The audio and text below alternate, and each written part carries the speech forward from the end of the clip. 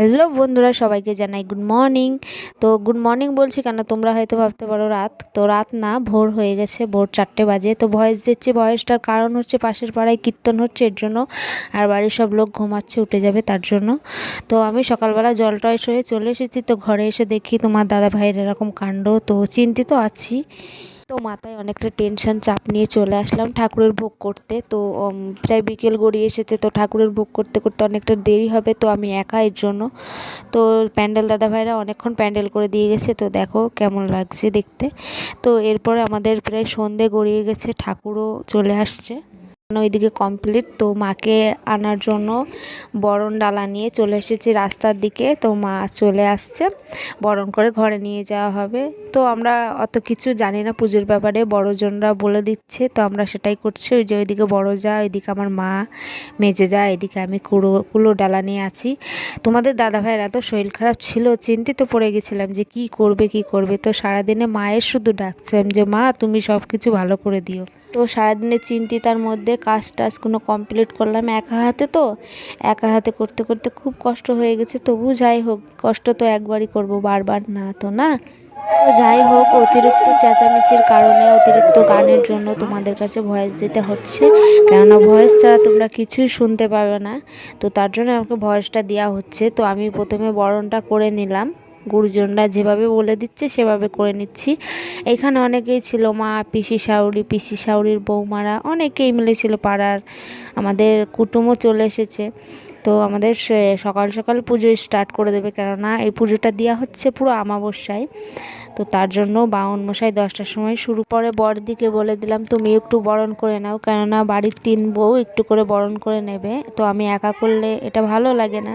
তো তার জন্য বড়দিকে বললাম বরণ করতে, বড়দিও করলো। এবার তারপরে তো আমার বরণ করা হয়ে গেছে, এবারে বড়দিকে বলবো বরণ করতে। তো বড়দি বরণ করে নিচ্ছে। তো তারপরে মেজদিকেও বলবো বরণ করতে, কারণ আমরা 3 বউই বরণটা করব। বাড়ির 3 বউকে করে নিয়ে যেতে হবে। তো মানসিকটা অ্যাকচুয়ালি তোমার দাদা ভাইয়ের। তো তোমাদের দাদা ভাই কাজ পেলে, আমার ঠাম্মা শাশুড়ি মানসিকটা করেছে। তো অনেক দিনই মানসিকটা দেওয়া হচ্ছে না বলে তোমার দাদা ভাইয়ের উপর অনেক আগাবিগে যাচ্ছে। তো তার জন্য মানসিকটা দিয়ে নিলাম।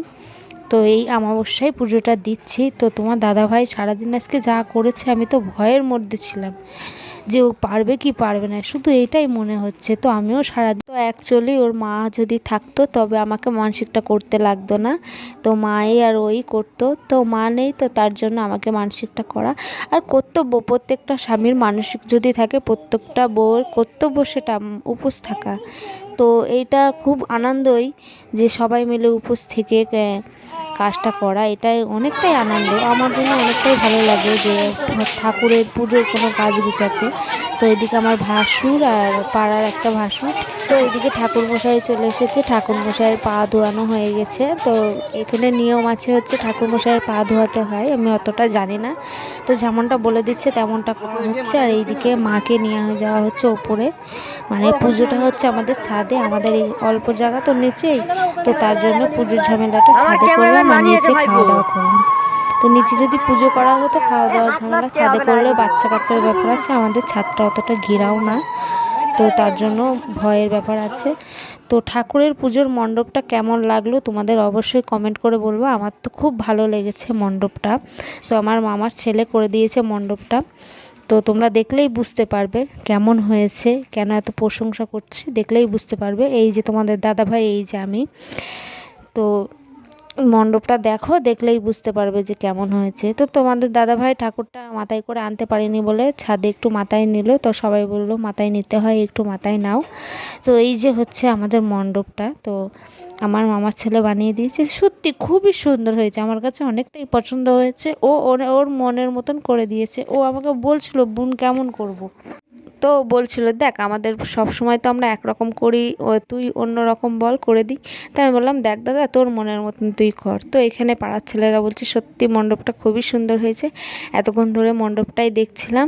তো ওরা এমন বলছিল। তো এদিকে এসে দেখলাম খাওয়া দাওয়া স্টার্ট করে দিয়েছে, কেননা 9টা বেজে গেছে, সবাই তো অতক্ষণ ধরে জাগতে পারে না না। তো তার জন্য তো আমরা এদিকে পুজোর সরঞ্জাম করছি। তো এখানে মণ্ডপটা আমার তো খুব সুন্দর লাগছে, শুধু বারবার আমি মণ্ডপের দিকে দিকেই তাকিয়ে আছে এসে। তো ব্রাহ্মণের মতন কাজ করছে, ঠাম্মা শাশুড়ি হাতে হাতে আগিয়ে দিচ্ছে। উনি উপোস আছে, তো ওনাকে বললাম যে তোমার উপোস করতে হবে না।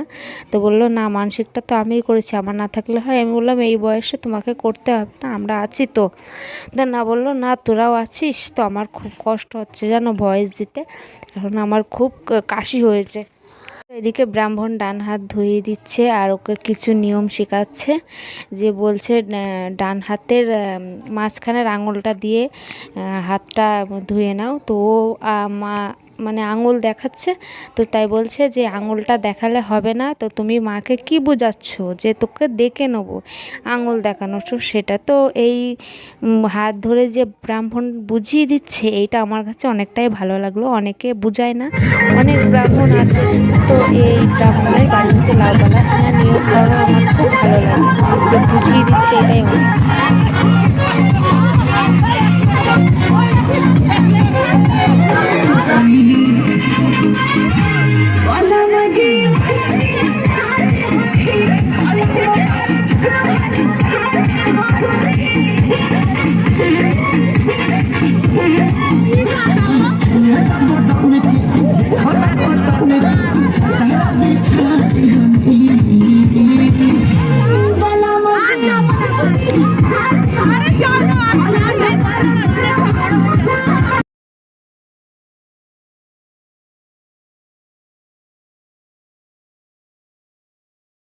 তো ওরা নাচ টাচ করছে বলে একটু চলে গেলাম, দেখলাম ওরা কতটা আনন্দ করছে। তো সত্যি সবাই মিলে ভালোই আনন্দ করলো।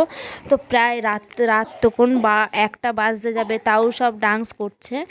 তো তারপর চলে আসলাম, ব্রাহ্মণ বললো যে ডাকু, অঞ্জলি দিতে হবে। তো অঞ্জলি দেওয়া হয়ে গেল। অঞ্জলি দেওয়ার পর ব্রাহ্মণ এবার হোমযজ্ঞ করে নিচ্ছে। হোমযজ্ঞর পর পুজো এবার কমপ্লিট হবে। তো ব্রাহ্মণের মতন ব্রাহ্মণ গুছিয়ে নিচ্ছে। তো আমি ওইদিকে গেছিলাম, তো সবাই একটু নাচ করছে বলে গেলাম দেখতে। তো এই ব্রাহ্মণের ব্যাপারে কি বলবো, এই ব্রাহ্মণ সত্যি খুবই ভালো লাগে আমার এই ব্রাহ্মণ। তো প্রত্যেকটা পুজোয় আমি ব্রাহ্মণকে ডাকার চেষ্টা করি, আসেও। ওনার যখন পুজো ধরা থাকে উনি বলে দেয় যে আমার পুজো ধরা আছে। তো এই ব্রাহ্মণ হচ্ছে তোমার দাদা ভাইয়ের বিয়ে দিয়েছে, আর এই আমার বাড়ি পুজো করলো, আর ভাসুরদেরও পুজো করেছিল। ব্রাহ্মণ কোথাও পাওয়া যায় না যে বুঝিয়ে কাজ করে, যে তোমাকে বুঝিয়ে দেবে যে এমনভাবে করবা তো এমন ভালো হবে।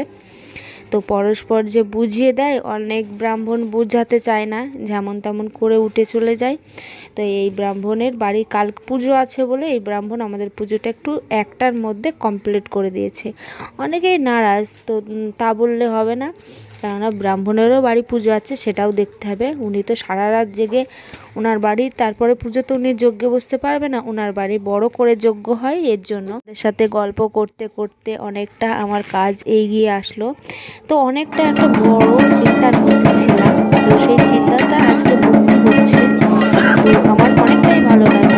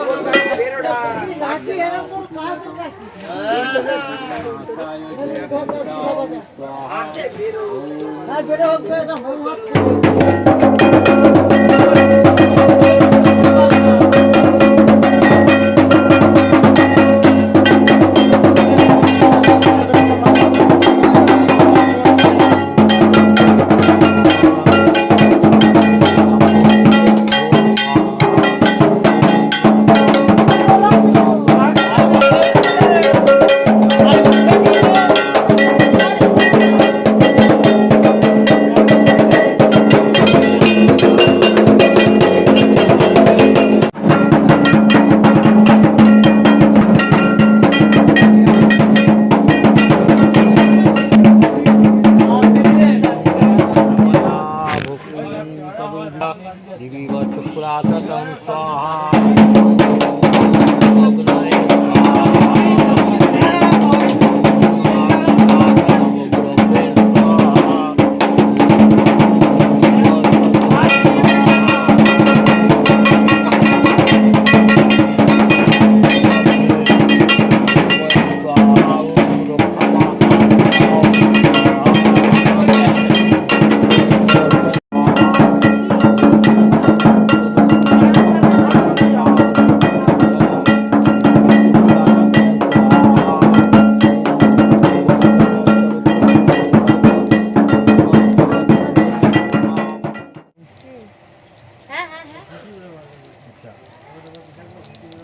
বিষম উদ্য বিষমুদ্য ফাল্গুন মাসে কৃষ্ণপক্ষে অমাবস্যাঙ্কি কাশ্যপ।